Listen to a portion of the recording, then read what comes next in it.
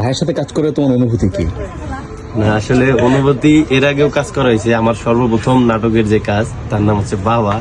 তো বাবা নাটকেরই বাবা ছিলেন প্রথম। তো ওইখান থেকে একটা খুব ভালো একটা বর্নিং হয়েছে, যার কারণে বাবাটা আমরা ব্লাস্ট করতে পারছি। তো যাক, ইনশাল্লাহ আবারও নতুন একটা নাটক যেটার নাম হচ্ছে চাওয়া পাওয়া। এই নাটকটা ঈদের প্রজেক্ট হয়ে আসতেছে। তো আজকে সারাদিন শুট করলাম, রোজা ছিলাম। তো তারপর মনে হইতেছে যে সারাদিনের কষ্ট বাবার চেয়েও বেশি ব্লাস্ট করার কথা এটা, কারণ আরো অনেক অনেক ভালো ভালো সিন সিকোয়েন্স আমরা যাই করার করছি।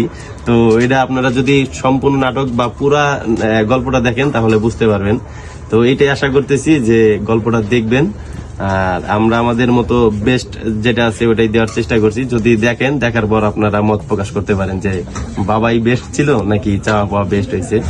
আর আমার যেহেতু আমি নতুন, হয়তো অনেক ভুল ভ্রান্তি থাকতে পারে, তো আমি অনেক কিছু শিখতেছি। তো আপনারা এই বিষয়টা একটু নোটিস করবেন আর আমাকে কমেন্ট সেকশনে বলে দিবেন যে তোমার এই বিষয়গুলো যদি ইমপ্রুভ করতে পারো অনেক বেশি ভালো হবে।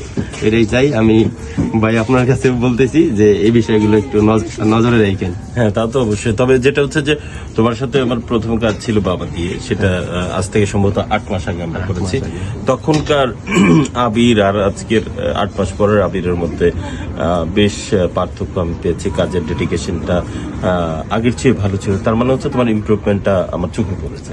আর যেটা হচ্ছে যে আমরা আসলে এক্সট্রা কোনো এফোর্ট আসলে চাওয়া পাতে দিইনি, এটা আসলে একটা ন্যাচারাল ছিল। আমরা আসলে ইম্পোজ করে কোনো কাজ করিনি।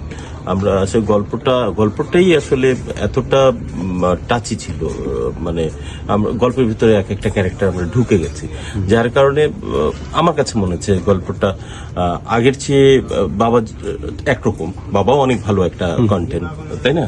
তা এটা হয়তো বা বাবাকে ছাড়িয়ে যেতে পারে, এটা আমার প্রত্যাশা। ও কাজ করেছে, ওরও একই প্রত্যাশা।